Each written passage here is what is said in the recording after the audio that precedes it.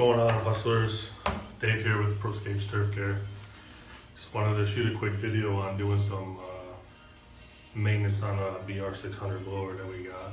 Had a string break on it over the weekend. In fact, it was a brand new guy, first day on the job.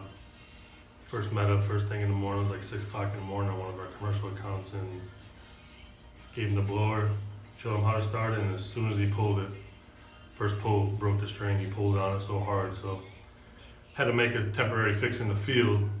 I cut off the broken part and redid the string that was already on there for a quick fix, but in doing so, it shortened up the string, so it's real short. So I'm gonna remove that string, add a new piece of string to that, and get it back up and running. So I thought I'd capture that on video for the fellas that do their own repair or need to know how to do it. It's very important that you know how to do your own repair and make on the fly type of repairs in the field. So let's get to it. First thing I'm going to do is go ahead and remove the pull at the starter and get that string out of there, cut that string out, and go ahead and rewind a new one back in there. So a quick hack too. I like to tinker in the garage, so every time I come up with different problems or whatnot, I try to find tools that make the job easier or whatnot. And then for this particular case, I got a drill attachment, and what I did is I just went and got the little, I think it's a number, I'm not sure what number it is, but the hex style tool that comes with the steel, pretty much universal on all their equipment. So I just cut it here, ground it flat on the bench grinder, so it'll go in the drill and hold in the drill properly. And I painted it orange, so that way when it's rolling around in the toolbox or I can't find it, it's easy to find, versus the black, just make it stand out a little bit easier. So quick tip for today. Sure, I'm gonna have some more of those to show you guys along the way, but first thing I'm gonna do is go ahead and remove the starter. 3 screws that hold it together.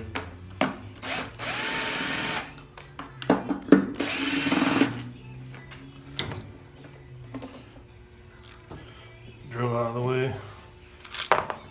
Drop my screws out. I'll get a little magnetic pan here to hold my hardware in.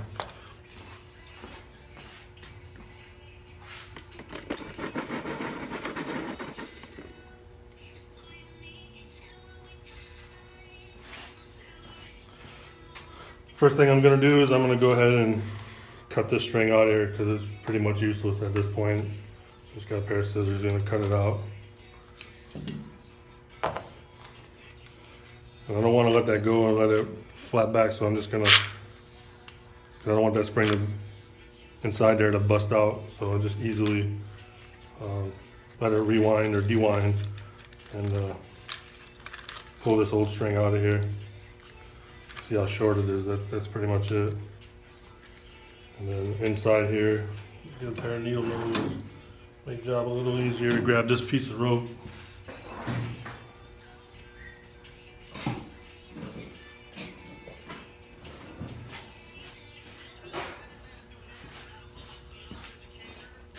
Got a pair of needle nose inside here. If you can see, there's a knot that sits right inside there, and you just grab a hold of that knot and pull it through, and it's out. There's the old string. Same thing on the handle part. Just grab a pair of needle nose. I've made a repair on this once before, so it's kind of often, usually in the summer you probably go break a couple strings along the way, but this particular case, it was the guy that just pulled on entirely too hard, and it actually broke the knot, broke at the knot inside the starter. So there, got that part out, got the old string out. I'll go ahead and get my new string. I always keep string on hand too, just in case. I keep a wad of string on the trailer at all times, because you never know when you're gonna need it. Get a piece unwound here, and should be about long enough. And I'll cut some extras out as I go. One thing that I like to do is, see how that string's frayed right there? Just take a lighter, one of these little lighter igniters, melt it down a little bit, stiffen it up, it'll be easier to pull through the starter.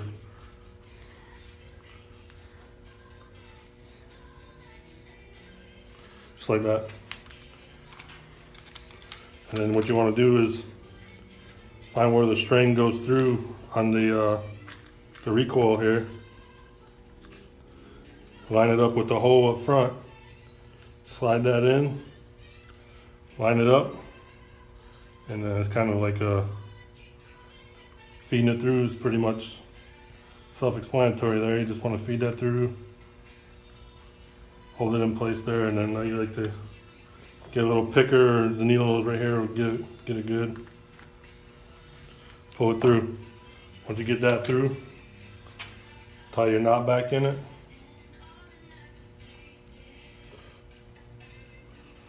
And then I like to take my needle nose, put it below the knot, and pull that knot tight. And then again, to secure it, heat it up. Give it a little more strength. One more time with the needle nose, pull it tight, good to go. And then you can cut that excess off so it doesn't get bound up in anything.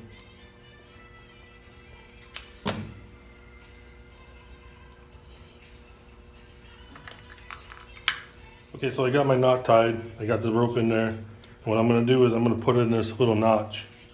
And I'm gonna turn the whole coil counterclockwise till you feel it to start to load, and I use my thumb to get it the rest of the way so it doesn't unwind on me. I just wanted to get to the point where I can't really turn it anymore. And I'm right about there. Now once you get it where you want it, you feed that string through this part here to get it to the handle. And I'm holding that with my thumb so it doesn't go nowhere. And then next I'm gonna do, I'm gonna feed this through the handle. Put a little heat on this to stiffen it up a little bit. A little easier to push through the handle. Get it through the handle. And then what you can do is just slightly let pressure off. Usually just connect them like that, and then just let the string pull through until you get enough string on there to wind it. And it's got a good, it's in there nice and tight. And just about there. And then I want to make sure I have enough string in there. So what I'll do is I'll just wrap this around here so it doesn't come out completely. And then make sure I got enough pull on it so it's good enough. So all I got to do now is just tie the knot in the handle, back pull a little bit, put that knot in there. I usually put a double knot in there so it's nice and thick.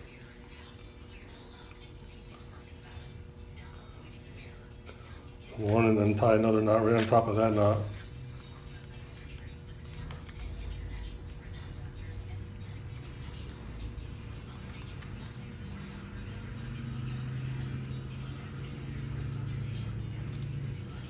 Give it a little heat to melt it together. Grab my needle nose and just pull it tight, put a little snug on it, and then let it feed back through there. And that's it. Push your knot down, good to go on the string, and then cut off the excess. And one more time I like to heat the end of that so it doesn't get all frayed up. Melt it down and then push it in. Good to go, like new. Whoops. one of my washers. So I had to take this blower apart a few weeks ago and I put it back together wrong. So while I'm here in it, I'm gonna go ahead and pull this cover off and put those little washers in properly, because these little spacers that go in there, I actually got them in here and they should be in the back side of the blower cover. So pull these out real quick and then I can get them out.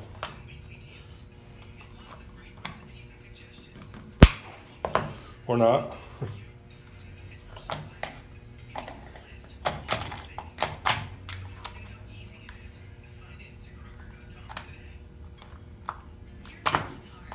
There's one. There's two I got off. There's three of them total. I already got the other two out. So what I'm gonna do, since I got this off and I want to get that right, because what was happening is with these on the outside, like they were, it had wiggle room in the starter. So I'm just gonna go ahead and pull this cover off completely. One.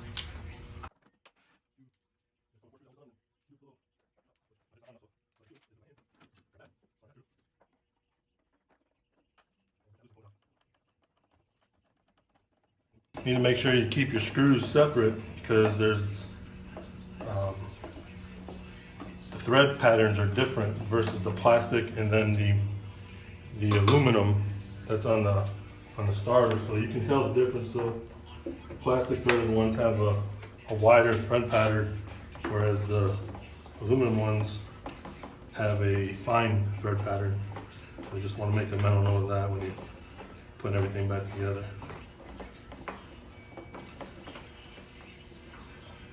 Fairly simple to get apart. I've actually had to break these blowers down all the way.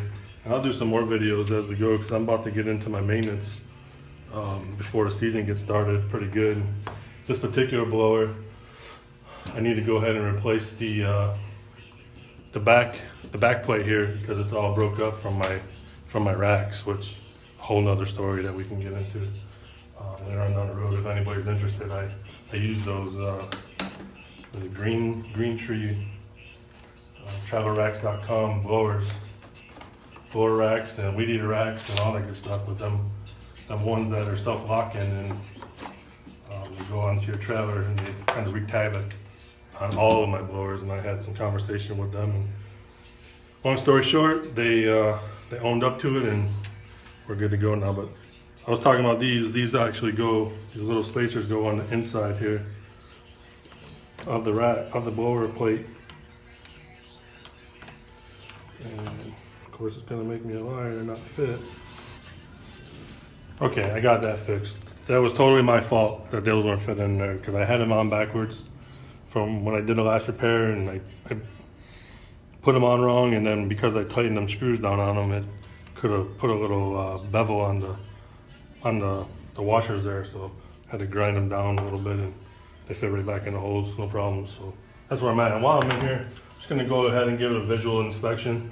I know that I'm gonna be doing this back plate next week.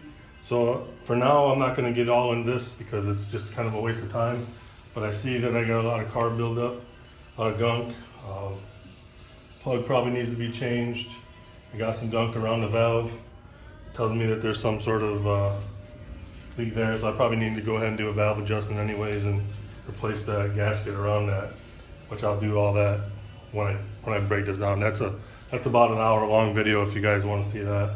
I'll break this down. I've done 2 or 3 before, but I had to replace these back plates for whatever reason, if they get broke or whatnot. It's not really a common thing, but I had one guy, I had it laying on the ground one day and he backed over a brand new, I had just put a back plate on there. It was probably a couple weeks old, and I set the blower down and the guy on the lawnmower didn't see the blower on the ground and backed into it and he cracked the whole back plate. So that's how it goes in the field. But for the most part, I'm gonna go ahead and put this cover plate back on, knowing that I got some work to do in here, get it season ready it up for the season.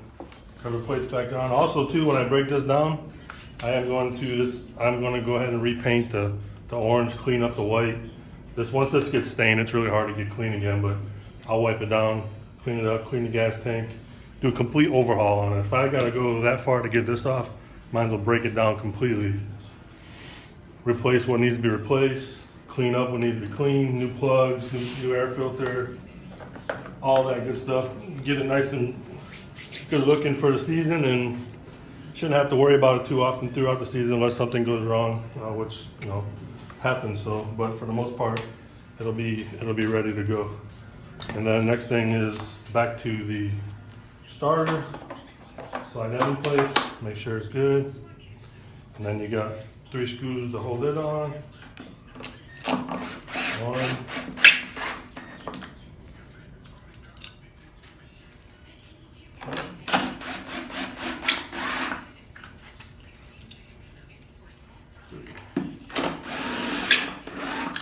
And no more play. Before it was you could wiggle it.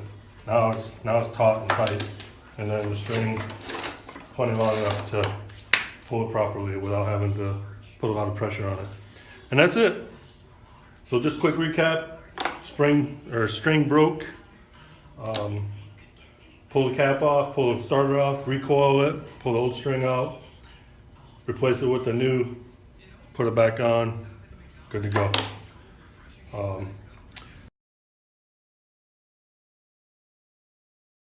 One thing I'd like to mention, guys, is familiarity with your local lawnmower shops. I feel it's very essential to have a good relationship with the local lawnmower shops along the way. You get to know them, because sometimes you never know when you need something, and you got to have it after hours or in the spur of the moment and whatnot. So I had to go get some parts the other day. I did a weed eater repair on the primer ball, which is a little different from some of the older ones. This one is actually the same as the weed eater, but some of the older ones have just the bulb itself, where the old school version, and the new ones, where these bulbs, you just take off 4 screws off the top of the carburetor. It's got a little plate that holds on there, and then you put this back in place, pull the old one off, put this one on top, put the plate back on, 4 screws, you're good to go. Well, in these blowers, it's not the case anymore. You got to pull out it's a whole little assembly that comes with it. So I had to go get some parts the other day, and it's kind of late in the day, and the guys were just about to close, but I called them when I was on my way, and when I got there, I got a nice greeting walking in the door. I'll show you on video, and it really is. It's just communication between your local shop, and it's good business. Even though we're little guys and we don't spend as much money as the bigger company around here we got.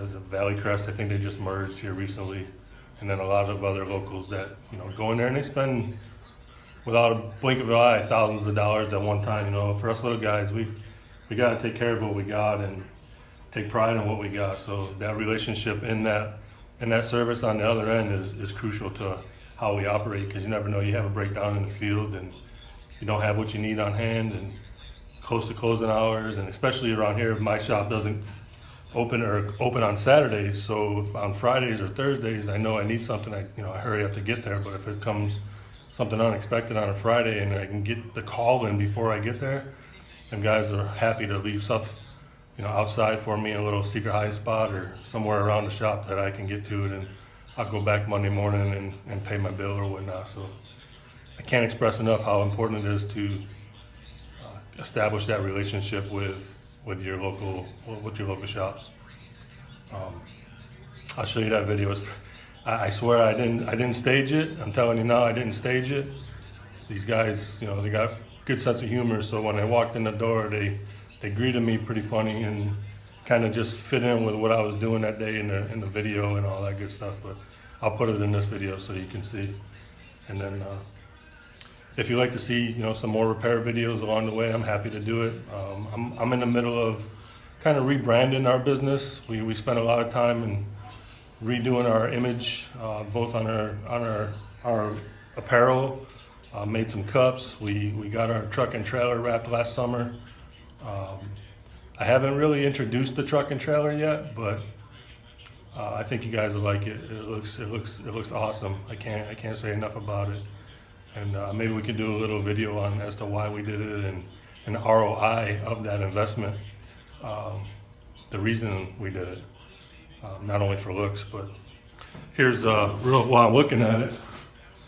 This is a little yard sign that we had made years ago. This was one of our original logos that we had, and then from over time we've just gradually, updated and got with times, and this is kind of where we're at now. The old logo versus the new logo.